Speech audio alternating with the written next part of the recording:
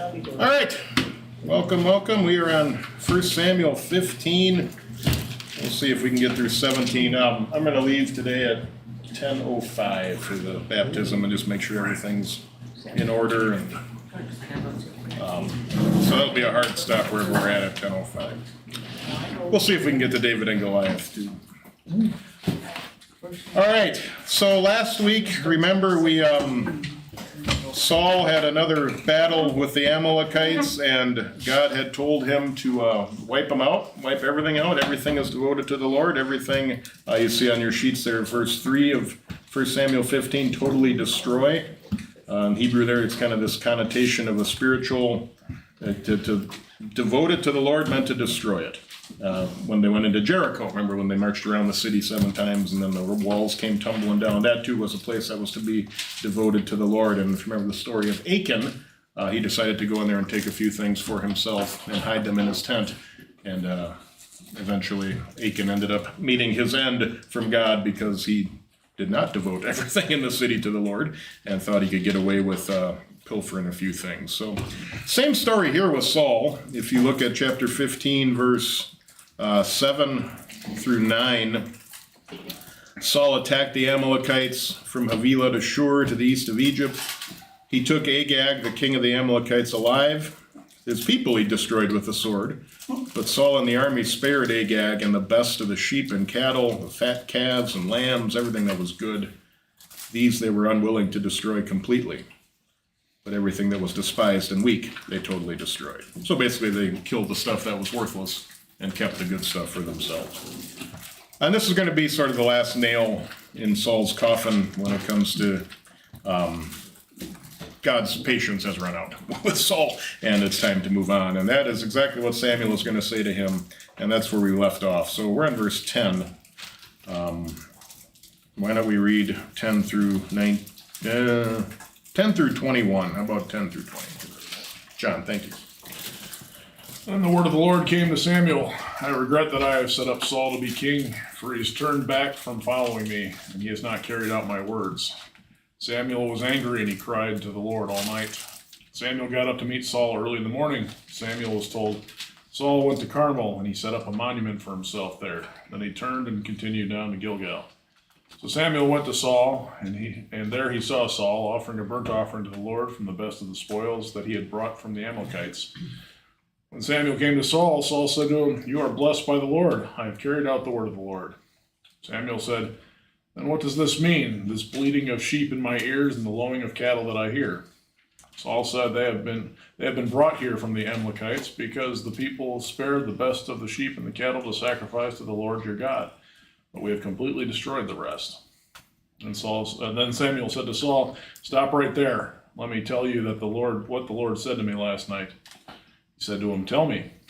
Samuel said, Though you were insignificant in your own sight, you were made the head of the tribes of Israel. The Lord anointed you king over Israel. Then the Lord sent you on a mission and said, Go and devote the Amalekites, that sinful people, to destruction. Fight against them until they are exterminated. Why didn't you listen to the voice of the Lord? Why did you swoop down on the plunder and do what was evil in the Lord's sight? Saul said to Samuel, But I have obeyed the voice of the Lord and have completed the mission that the Lord gave me. I have captured Agag, king of Amalek, and have completely destroyed the Amalekites. But the people took some of the plunder, sheep, cattle, and the best of what was devoted to destruction, to sacrifice to the Lord your God in Gilgal. Okay, we'll pause there. So, the word of the Lord said, I am grieved, I have made Saul king. Every once in a while, right, we call that anthropomorphism, where God describes himself in ways that we can understand. And God is so far beyond our comprehension, but he humanizes himself to kind of try to get us to see what he's thinking. And even to say what God is thinking is so, God doesn't think the way we think, right? He's God, for crying out loud. But have you ever had that where I'm grieved I did that. I should have went a different way.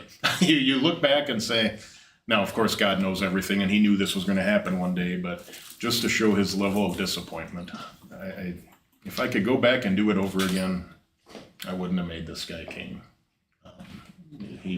God has kind of just, that's it. This is the last straw with Saul. He's turned away from me, He hasn't carried out my instructions. You can imagine why Samuel was troubled.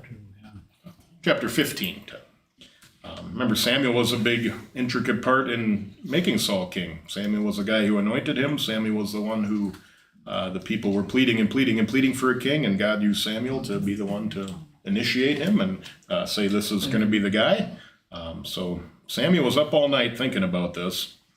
And one has to think as we read on here in a little bit, also for his own personal well-being. Saul's starting to become unhinged as we go through this.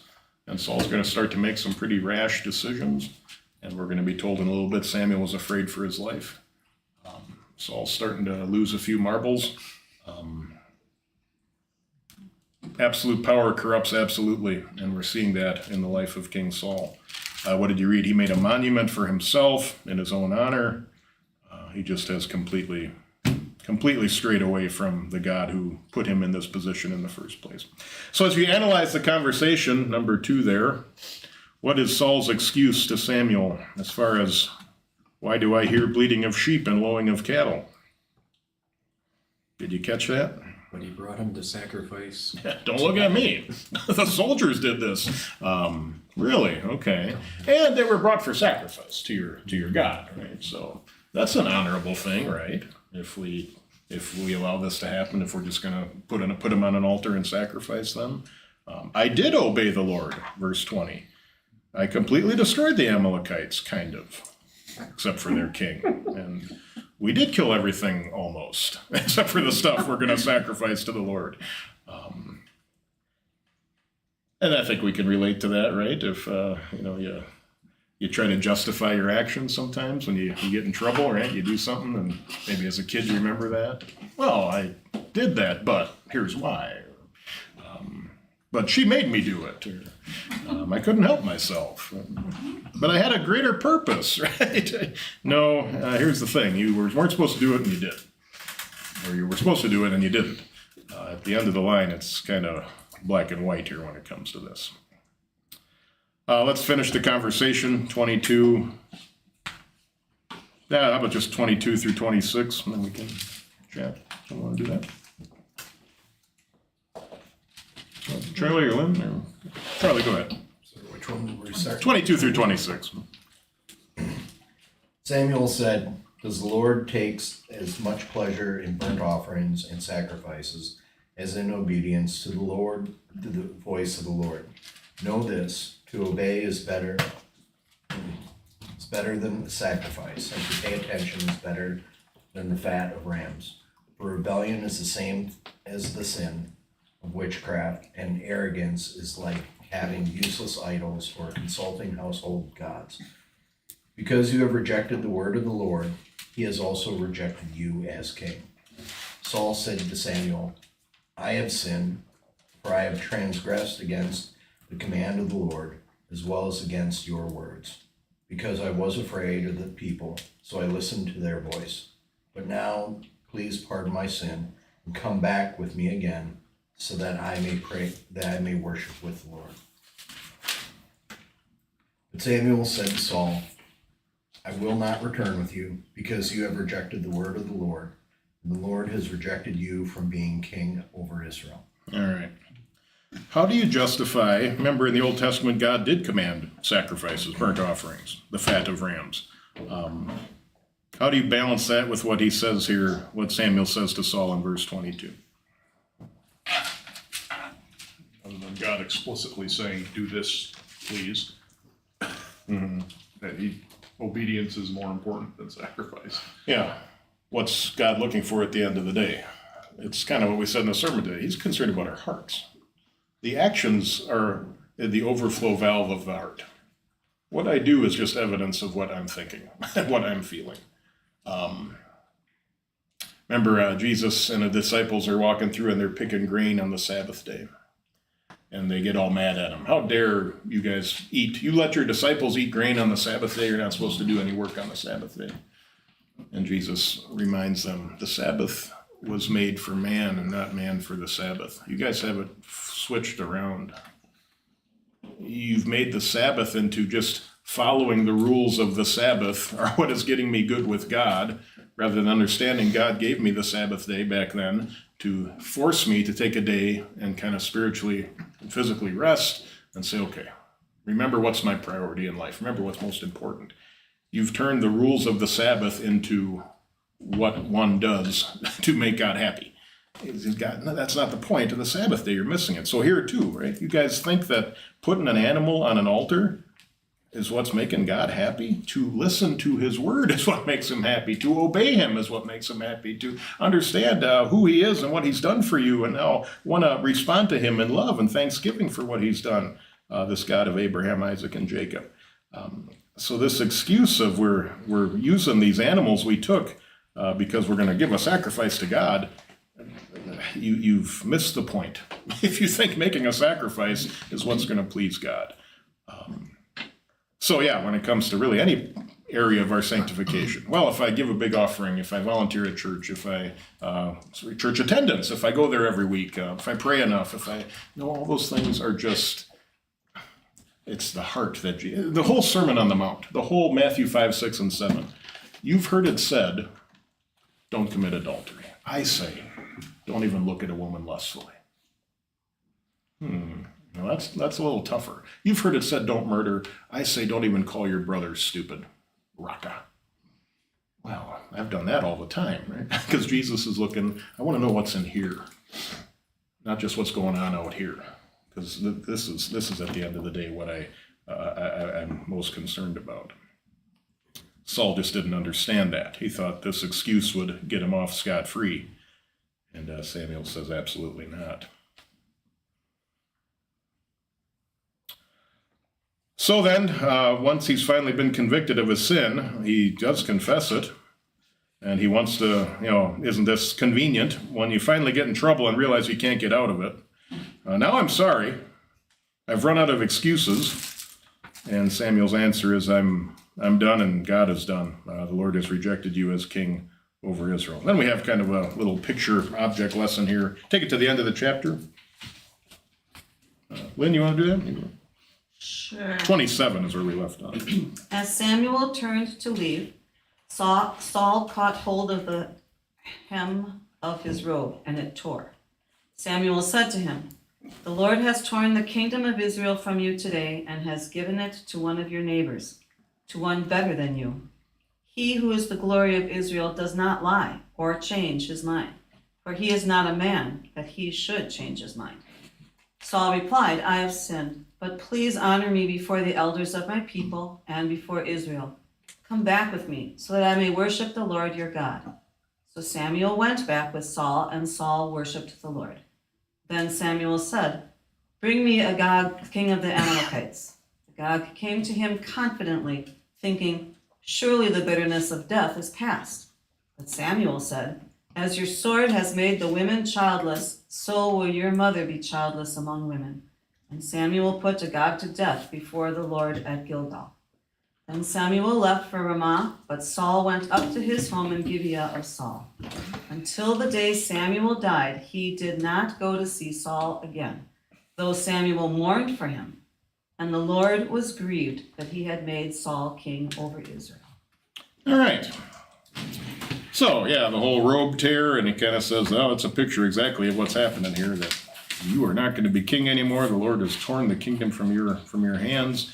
Verse 31 gives us a little bit of hope. Samuel worshiped the Lord. I pray that was genuine, that he went and worshiped the Lord. As the chapters go on, we're going to see him, if he did have faith here, it seems to be fading away pretty fast. And again, is this just, well, I'm in trouble, so now I need to worship God to get out of trouble. But now I'm going to go right back to what I did before once I get this figured out. It seems like that's more what's going to be happening here. How about number 3? What demonstration of godly zeal did Samuel display? What Saul didn't do, what did Samuel do? Yeah, this king is not supposed to, after all he's done, he's not supposed to survive. He was supposed to be devoted to the Lord, and if you're not going to do it, Saul, I will. And there again. Notice in verse 30. 30, okay. so that I may worship the Lord your God. Your God again, yeah. Like he doesn't take personal possession of God. This is the God of Samuel, not the God of Saul. It's concerning language that he would talk like, especially as the king of Israel. Yeah, You would think you'd be first in line to have this be your God, my God. But no, Samuel, it's your God. Can I worship your God? So we're told they didn't talk again, and Samuel mourned for him. And again, you try to kind of put yourself in Samuel's shoes. You can see why. Samuel has invested a lot of time, a lot of energy, a lot of work. Remember, you people don't need a king. God is your king. You sure you really want to do this? And they said, yep, we do. And so Samuel was the guy to make Saul the king with God's direction and help. And I can imagine Samuel probably thought a lot, was this all for naught? You know, just a lot of things must have been going through Samuel's head. Especially considering the relationship he and God seemed to have. And then number 4, think of Paul's words in Romans 12, don't think of yourself more highly than you ought. This was one element in Saul's rebellion. Why is it good to always hear those words? To avoid becoming like Saul, even in smaller ways.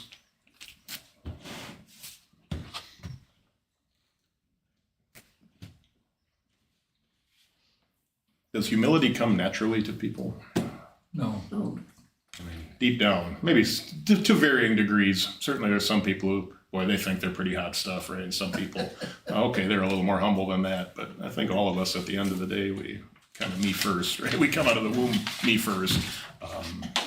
So it's good for God to remind us every once in a while, remember, don't think too highly of yourself. That Saul definitely had an issue with that as far as his arrogance and his pride. And make sure Saul's taken care of before we take care of anything else. Pride goes before the fall, they say. So if you made like a division of the book, you could almost draw a line here and say, okay, while Saul is still going to be on the scene, this is where the story of Saul kind of ends, and now the story of David begins. And again, we're still going to hear about Saul till the end of the book, but now David becomes the primary focus, and rightfully so. So chapter 16, verses 1 through, just do this whole first section, 1 through 13. I can help you with some of the names if Phyllis has that, okay? I'll try it out. Okay. The Lord said to Samuel, how long will you mourn for Saul, since I have rejected him as king over Israel? Fill your horn with oil and go. I am sending you to Jesse of Bethlehem, for I see a king for myself among his sons. Samuel said, how can I go? If Saul hears about it, he will kill me. The Lord said, take a heifer with you and say, I have come to sacrifice to the Lord. Invite Jesse to the sacrifice, and I will let you know what you are to do. You are to anoint for me the person that I point out to you. So Samuel did what the Lord had told him to do and went to Bethlehem. Trembling with fear, the elders of the city came to meet him. They said, do you come in peace? He said, yes, in peace. I have come to sacrifice to the Lord. Consecrate yourselves and come with me to the sacrifice. He consecrated Jesse and his sons and invited them to the sacrifice. When they had come, he looked at Eliab and said, certainly this is the Lord's anointed. But the Lord said to Samuel, do not look at his appearance or how tall he is, because I have rejected him. For the Lord does not look at things the way man does. For man looks at the outward appearance, but the Lord looks at the heart. Then Jesse called Abinadab. Abracadabra. How about Abinadab? Abinadab, and had him pass out in front of Samuel. But Samuel said, the Lord has not chosen this one either. Then Jesse had Shammah pass by. But Samuel said, the Lord has not chosen this one either. Jesse had 7 of his sons pass before Samuel. Samuel said to Jesse, the Lord has not chosen any of these. Samuel said to Jesse, is that all of the young men? Jesse said, there still is the youngest, but he is tending the sheep. Samuel said to Jesse, send for him, for we cannot sit down to eat until he comes. He sent for him and brought him in. David had red hair and striking eyes and was good looking. The Lord said, get up, anoint him, because this is the one. So Samuel took the horn of oil and anointed him in the presence of his brothers. The Spirit of the Lord rushed on David with power from that day forward. After that, Samuel set out and returned to Ramah. Okay. So, I think for some, that's a kind of a familiar story. And where is this all happening? What town? Bethlehem. Tie it in with the Christmas story. Bethlehem. Joseph went to the town of David to be registered with Mary because he was from the house and line of David, right? So that's how he goes from Nazareth down to Bethlehem to be part of the census that took place when Cyrenius was governor of Syria. All came to. Yeah, so here, 1,000 years earlier, right? And Bethlehem's a little burg. It's a few miles outside of Jerusalem. There's nothing, Jerusalem's the big city. It's, I don't know. Not that Stevens Point's a big city. Stevens Point compared to Arnott or something, right? That's Bethlehem. It's just a small little place outside of town. Nothing really big comes from Bethlehem, except for the King of Kings, right? Yeah. You can see how Samuel, verse 2 is sort of concerning. How can I go? Saul will hear about it and kill me, right? Samuel has such fear over Saul after what's happened. He's afraid to even travel anymore because he thinks Saul has a bounty on his head. Shows you just how, again, these guys used to be pretty close, and now Samuel's afraid for his life. That's unfortunate. Moving on the sheets here. Verse 4, the elders of the town trembled when Samuel arrived. No doubt the elders had heard of Samuel's rebuke of Saul, how Samuel had killed Agag. They also knew Samuel and Saul had parted ways. Under other conditions, they may have been happy to see Samuel. But now they were afraid somehow they might be caught in this struggle, or they had done something to anger Samuel. Samuel, is this guy coming in with guns blazing, right? First he gets rid of Saul, then he kills this foreign king, and now here comes Samuel. Are you coming to do something to us too, Samuel? And do you come in peace? Yes, I come in peace. I'm here for a different purpose. Kind of interesting that the townspeople of Bethlehem were afraid when Samuel arrived. I think that's a testament to everything that's going on politically and going on in the land. Samuel's been bringing the hammer down everywhere he goes, it seems. What was Samuel's response when he saw the oldest son? The one? This is it. And why did he think this was it? Big. Look at him. Yeah. What did Saul? Remember Saul? What was Saul's physical? The part. Oh yeah, he was a head taller than anyone else, it says. I mean, this clearly is the king. Look at this guy. And one of the more famous verses of 1 Samuel, don't consider his appearance or height. It was easier to get elected in those days. You just had to be tall. Just had to be tall and look good, yeah. Go down to number 5. What applications does this section have in choosing friends, choosing church council officers? They better be good looking. First qualification, are they good looking? What was that, Fred? He said they better be good looking and tall. And I've said this, with council seats, I'd rather have it stay vacant than have someone in there who shouldn't be in there. I'd rather have a vacant council seat than just put a square peg in a round hole. We just have to have someone fill it. We need someone to be the chairman. No, you don't. The kingdom of God will be just fine if you don't have someone filling that seat. If it's someone who maybe doesn't have the spiritual maturity, someone who, isn't going to take this seriously, who's just going to show up to a meeting and not really do the job, we'll figure it out. God will provide when it's time to provide. Maybe too often I think the letter of the law, the Constitution says you have to have this, and the church bylaws. So I think this is more important, right? If you have the wrong person filling the position, the work will get done one way or the other. So easy to look at the externals. Rather, the Lord looks at the heart. Describe David. What do we learn about David here? Yeah, red hair. Yeah, something maybe we don't talk about too often. Handsome. Handsome, so he looked like me, pretty much. Yes, I'm Except for the sure. hair part. Except for not fat and had hair. He can say that, yeah. We're going to hear later, Goliath, one of the things he mocks him about is he's not able to shave yet. He's smooth. So, obviously younger, right? Who is this kid coming to try to take down Goliath?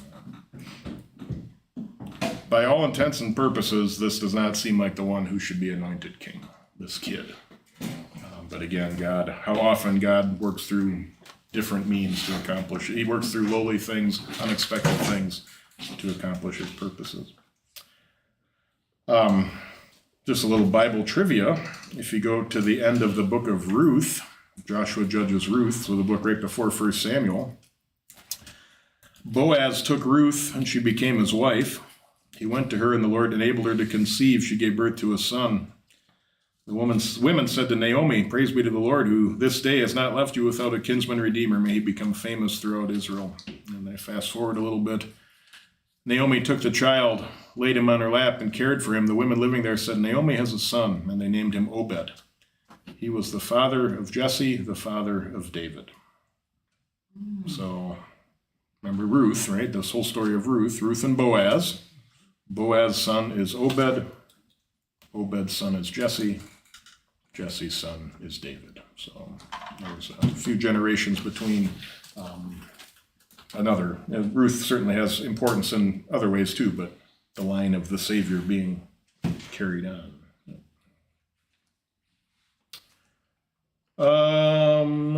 Anything else on that section? Spirit of the Lord came on him. But he's not king yet. We have some training to happen. And let's finish chapter 16 here. God gets him into the royal household. Someone want to do that section? What verse? Let's do 14 through the end of the chapter. Chapter 16, starting at verse 14. Now the Spirit of the Lord had departed from Saul, and an evil spirit from the Lord tormented him. Saul's attendant said to him, "See, an evil spirit from God is tormenting you. Let our Lord command his servants here to search for someone who can play the harp. He will play when the evil spirit from God comes upon you, and you will feel better." So Saul said to his attendant, "Find someone who plays well and bring him to me." One of the servants answered, "I have seen a son of Jesse of Bethlehem who knows how to play the harp. He is a brave man and a warrior. He speaks well and is a fine-looking man, and the Lord is with him." So Saul sent messengers to Jesse and said, "Send me your son David, who is with the sheep." So Jesse took a donkey loaded with bread, a skin of wine, and a young goat, and sent them with his son David to Saul. David came to Saul and entered his service. Saul liked him very much, and David became one of his armor bearers. Then Saul sent word to Jesse, saying, "Allow David to remain in my service, for I am pleased with him." Whenever the Spirit from God came upon Saul, David would take his harp and play. Then relief would come to Saul. He would feel better, and the evil spirit would leave him. Okay, thank you. Yeah, kind of couple interesting things here. An evil spirit from the Lord. Yeah, explain that one. What does that tell you about even evil spirits and who they answer Yeah. to? Even they answer to God, right? They don't just go willy-nilly getting to do whatever they want to do. Makes you think of the beginning of Job, right? "Have you considered my servant Job?" God says to the devil. "Oh yeah, I've considered him. Look how righteous he is." "Yeah, only because you've given him all the stuff you've given him. Let me have a crack at him, and we'll see if he still worships you." And God says, "Okay, just don't kill him. You can do anything but take his life." Which Satan did, took everything except his life. The fact that Satan had to check in with God and he couldn't just go do whatever he wanted.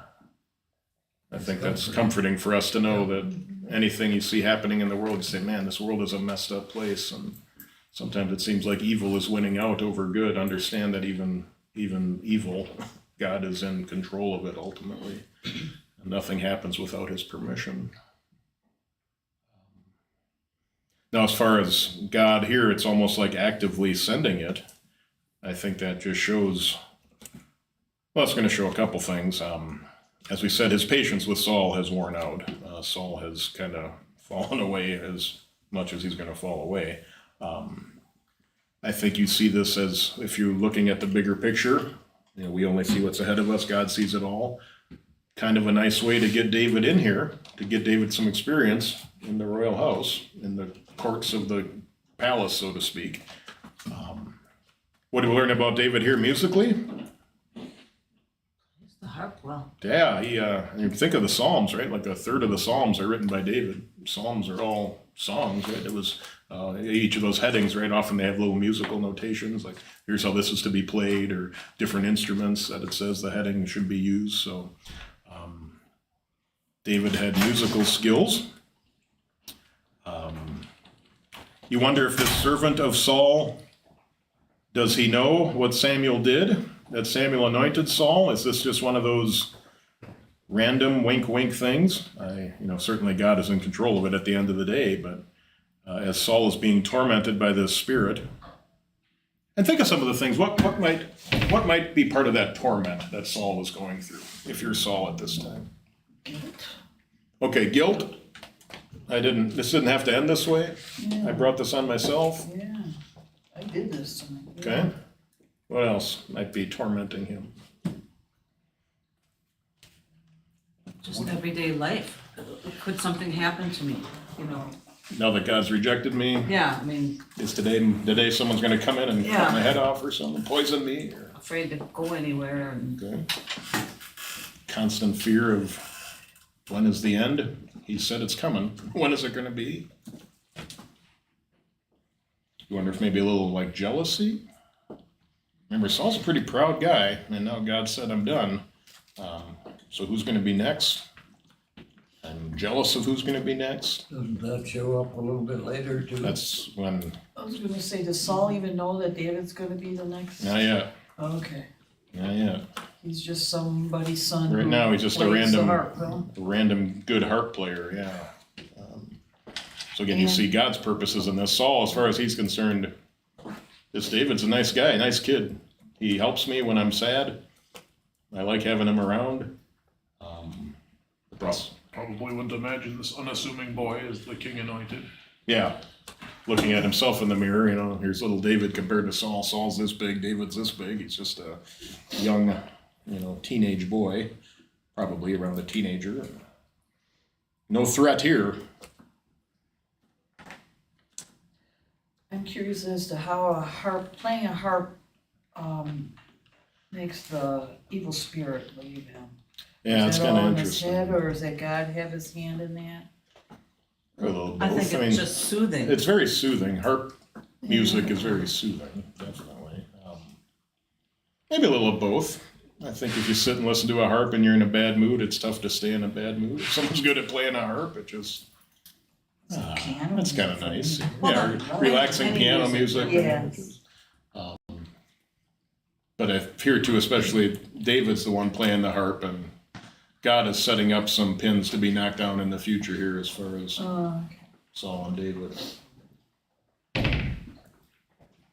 So David comes and takes your problems away. But from Saul's perspective, he's actually the one who's going to cause Saul's biggest problem. When he's the one who's is told that he's going to be the next king. Maybe a little irony here. And also it just seems so automatic that, Jesse went and got David and just sent them on to some stranger, in a sense. You consider a stranger, of course, in this day and age, we'd never do that with a kid. Yeah, Our kids and it's are one of those, when the king says something, you don't say, well, Yeah. nah. I think we're gonna, Yeah. especially someone like Saul, I'm sure word has gotten around. Saul, thanks for asking, but we're good. David's gonna stay home. Probably doesn't end well for Jesse or David if you do that. Does your Concordia Bible indicate that Saul specifically asked for somebody who plays harp by hand? Not with, Is there a certain verse that, let me see. 16. 16, the soothing effect of certain types of music on a troubled spirit I is don't a see- generally recognized phenomenon. I don't see anything about by Yeah, hand. the EHV says literally play the lyre by hand. The hand by hand may be technical terms for David's style of playing. That is, he played without a pick or a striker. There you go. Oh, I Yeah, didn't most, even know they yeah, did that. a lot of harps are just finger. Yeah. Really, I've never seen one. Picked with- With sticks No, around no, you can't play with a bow, but you could use a pick like you do on a guitar, but I've never seen that. Yeah, I've never seen that because you wanna be able to feel what you're doing. Just kind of and interesting how David, a shepherd who we're told is a warrior, right? How does a guy like that end up playing harp? He's really a talented guy. That's what I'm saying. He's really a well-rounded. It makes sense, even earthly, that God made him. He's really got a lot of gifts. Let me put it that way. A lot of a broad skill set. He's a great musician. He's a good shepherd. He's a great warrior. He's a musician, he's got some brains in it, hey? Yeah. Yeah. So for number 4, what do we learn about David's attitude towards Saul? Seems like he's willing to serve, right? You're going to see this throughout the coming chapters that David's going to have a lot of opportunities to get rid of Saul if he wants to. But no, that's the king. That's not my job. That's in God's time. When Saul's reign is over, that's up to God to decide. That's not for me to, even though he knows he's going to be next king. That's not for me to get the cart ahead of the horse here. All right, well then, probably the most famous section of 1 Samuel, David and Goliath. We have 10 minutes, we'll see how far we can get. 1 through 11. All right, go ahead. Now the Philistines gathered their troops for battle. They gathered at Soko, which belongs to Judah, and they camped between Soko and Azekah at Ephes-dammim. Saul and the men of Israel also gathered together and camped in the valley of Elah. They lined up in battle formation opposite the Philistines. The Philistines took up a position in front of the mountain on one side of the valley, and the Israelites stationed themselves in front of the mountain on the other side of the valley. A challenger who represented the Philistines came out from the camp of the Philistines. He was named Goliath of Gath. He was 9 feet 6 inches tall. He had a bronze helmet on his head, and he wore scaled body armor, which was made of more than 100 pounds of bronze. He had bronze greaves on his shins and a bronze spear slung between his shoulders. The shaft of his spear was like a weaver's beam, and his spearhead was made of 15 pounds of iron. His shield bearer went out ahead of him. He would stand up and shout to the armies of Israel, "Why have you come out to line up in battle formation? I am a Philistine and you are servants of Saul, aren't you? Choose a man to represent you and let him come down to me. If he is able to fight with me and kill me, we will be your servants. But if I overcome him and kill him, you will become our servants and you will serve us." The Philistine would say, "I defy the ranks of Israel today. Give me a man and we will fight each other." When Saul and all Israel heard those words of the Philistine, they lost their courage and were terrified. Okay. Yeah, so you got this valley, you got the Philistines on one side, the Israelites on the other side, 2 hills, right, and a valley in between. Goliath comes out every day. He's going to do this for 40 days, and we hear a little bit about Goliath and just his physical characteristics and stature. Remember when the Israelites were spying out the land, and Joshua and Caleb said, "We can do this," and the other 10 spies said, "Nope." What was one of the reasons the other 10 spies People said, were "No"? giants. Yeah, we look like grasshoppers compared to them, right? We're like locusts compared to these people. And, some wonder is that, if you have people like Goliath running around, clearly he was kind of the best of the best, but yeah. And there's places in the world where, you have, a place in Africa where it's not abnormal to be 7 feet tall, 7 foot. Every once in a while you'll see someone in the NBA who's like 7'8", some crazy height. That it just genetically, some people are bigger in some parts of the world, and perhaps in this part of the world at this time, you just had really big old people. And if you get in and see people like Goliath walking around, yeah, I think this might not work out for us. Of course, God said to them, "You are ridiculous to think someone's physical stature is going to be able to defeat me. So now you can wander around in the wilderness for 40 years and see if you think twice next time." So you hear about how heavy all this stuff was, right? Even the tip of the spear was 15 pounds. You know, the armor weighs 125 pounds. Just these ridiculous amounts of weight that this guy carried around. His shield bearer must have had to have been massive And himself. so he must have been a big guy too, yeah, to be able to carry that stuff along with him. And he just kind of lays down here's how it's going to go. If I win, you serve us, and if you win, we'll serve you. And normally Saul thinks pretty highly of himself. Yeah, and here in Goliath, Saul runs like a dog with his tail between his legs, right? Dismayed and terrified. Well, how are we going to fix this problem? 12 through 24. 12 through 24. Want to do that? I'll take it. Okay, thank you. Now David was the son of an Ephrathite from Bethlehem in Judah, whose name was Jesse. Jesse had 8 sons. In the days of Saul, Jesse was a very old man. The 3 oldest sons of Jesse had accompanied Saul to the battleground. The names of his 3 sons who went to the battle were his firstborn Eliab, next Abinadab, and the third Shammah. David was the youngest son. The 3 oldest accompanied Saul. During this time, David went back and forth from Saul to take care of his father's sheep at Bethlehem. The Philistine came out each morning and evening for 40 days and presented his challenge. Jesse said to his son David, "Take 25 pounds of this roasted grain and these 10 loaves of bread for your brothers. Deliver them quickly to the camp for your brothers. Also take these 10 blocks of cheese to the commander of their unit. See how your brothers are doing and bring back some assurance they are okay." Now Saul, David's brothers, and all the men of Israel were in the valley of Avila to fight with the Philistines. David got up early in the morning and left the sheep with someone who would watch them. He took the supplies and set out as Jesse had commanded him.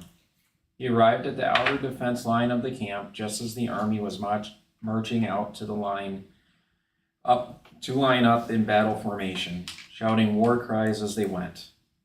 Israel and the Philistines were lining up for battle, one formation against the other. After David had handed over his provisions to the supply officer, he ran to the battlefront where he met and greeted his brothers. As he was talking with them there, he saw the Philistine challenger named Goliath of Gath coming up out of the ranks of the Philistines. He repeated his usual words, and David heard them. Whenever they saw the man, all the men of Israel fled from him and were terrified. Okay. I don't know if there's anything real deep there. So you have David kind of going back and forth now from, a good king goes out to battle with his army, and Saul did that. David seems to be kind of running back and forth. Dad sends a care package, maybe a charcuterie board. Here's some bread and cheeses. Get some meats on there and some grapes, and you're all set. Yeah. So David shows up with the goods, and as he shows up, well, Goliath is doing his thing. And this is going to get David's attention. What is going on here that we're letting this happen? Are we God's people? It's going to frustrate David. 25 through 33. Tom. Now the Israelites had been saying, "Do you see how this man keeps coming out? He comes out to defy Israel. The king will give great wealth to the man who kills him.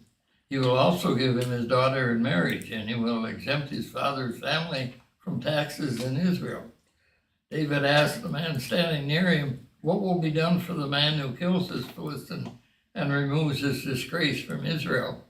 Who is this uncircumcised Philistine that he should defy the armies of the living God?"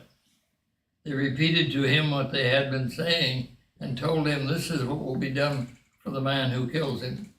When Eliab, David's oldest brother, heard him speaking with the man, he burned with anger at him and asked, "Why have you come down here? And with whom did you leave those few sheep in the desert?" I know how conceited you are and how wicked your heart is.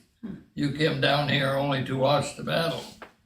Now what have I done? Said David. Can't I even speak? Well, he then turned away to someone else and brought up the same matter, and the men answered him as before. What David said was overheard and reported to Saul, and Saul sent for him. David said to Saul, let no one lose heart on account of this Philistine. Your servant will go and fight him. Saul replied, you are not able to go out against this Philistine and fight him. You are only a boy, and he has been a fighting man from his youth. But David said to Saul, your servant has been keeping his father's sheep. When a lion or a bear came and carried off a sheep from the flock, I went after it, struck it, and rescued the sheep from its mouth. When it turned on me, I seized it by its hair, struck it, and killed it. Your servant has killed both the lion and the bear. This uncircumcised Philistine will be like one of them, because he has defied the armies of the living God. The Lord who delivered me from the paw of the lion and the paw of the bear will deliver me from the hand of this Philistine. And Saul said to David, go, and the Lord be with you. Okay, we'll pause there. All right, number 2, Saul had promised wealth and honor to anyone who would defeat Goliath. However, what prompted David to fight with Goliath?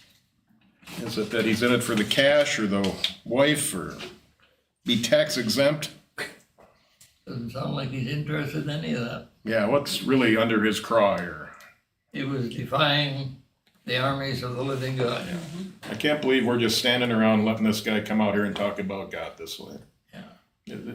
No one's going to do anything about this? Fine, I'll go.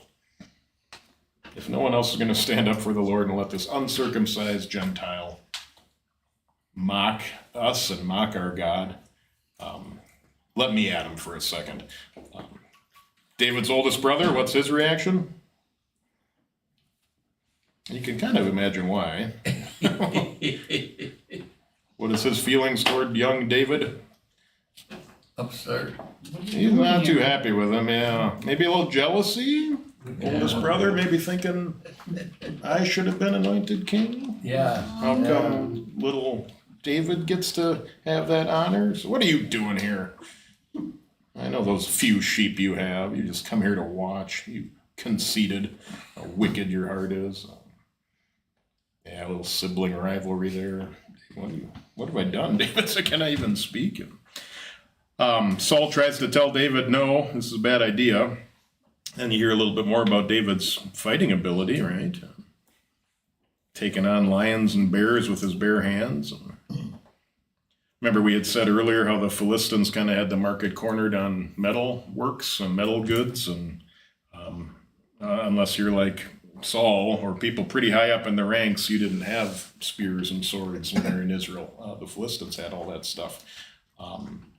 So it's going to make sense that David, like he has the sword and all Saul's armor. He's like, I can't do this. I can't fight with this stuff. I just give me my slingshot and I'll get some rocks out of the pond and do what I know how to do. So killing these animals with bare hands again shows you David's not just a little kid, right? He's a warrior. He's been through some things in his life. He's taken on some pretty fierce foes, and with his bare hands been able to kill these ferocious animals. So again, he's more than just an immature little kid who likes to play the harp.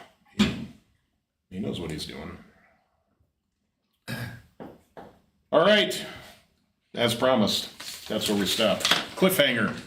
What's going to happen? Will David survive? Will Goliath? You gotta watch the commercial. Yeah, come back next week. Preview.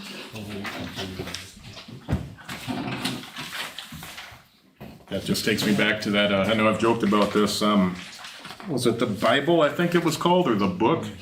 It came out 5-7 years ago or something, and I remember going to the store, the videos came out first, and then they like made a book on the video. I think it was called the Bible, but anyway, the book, and not like this Bible, and it said, based on the best-selling movie, the Bible. I think we have that already. Here's the book based on the show. I think there's another bestseller that Yeah, anyway. Okay, let's close with prayer. Heavenly Father, we thank you as we watch the end of Saul and the beginning of David, or those little glimpses you give us into your heart and into the way you think. We confess there have been plenty of times we've been like Saul. Plenty of times we've thought a little more highly of ourselves than we've ought. Plenty of times we have heard your word and your will and decided to go a different way for various reasons. But that Son of David, Jesus, born in Bethlehem, has come to redeem us from our sins. He shed his blood to take those sins away. And now we ask you to give us the spirit like David had, give us the confidence David had, give us that faith that David had, that the Lord is God, the Lord is God. Now bless us as we get ready for another week of living under your grace and living for your name in this world that we live in. In Jesus' name we pray. Amen. All right.